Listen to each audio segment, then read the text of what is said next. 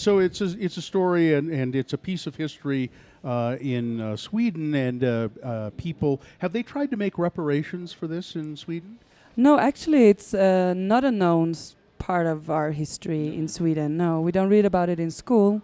But I'm from a Sami family, so I grew up hearing about my grandparents going to these residential schools, about how they measure heads and took all these nude photographies, especially of Sami children. What?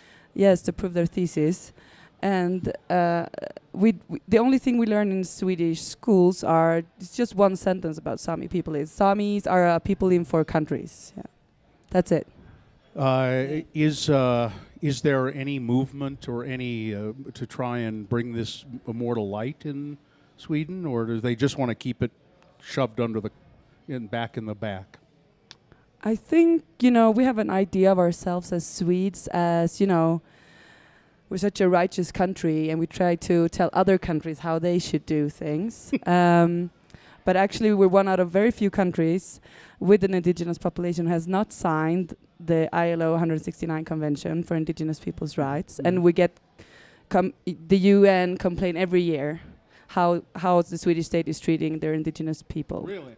I had no idea. We we here in America don't think of Sweden that way at all. We think of we think, oh, they're neither do we. Very very wonderful people. Very civilized people. Yeah.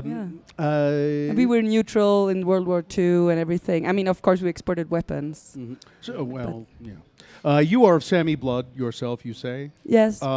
Not say that. Not Christian. Is that? Did I understand that? You say they were taken to boarding schools and made to learn Christianity? I mean, there is a religion, a Sami religion. But it's not Christian? But no, yeah, I mean, you had to be Christian and everything. I mean, that started in the 17th century. What is the Sami religion?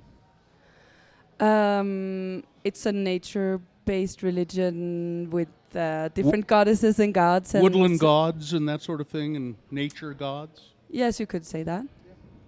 What is that indigenous population like today? Well,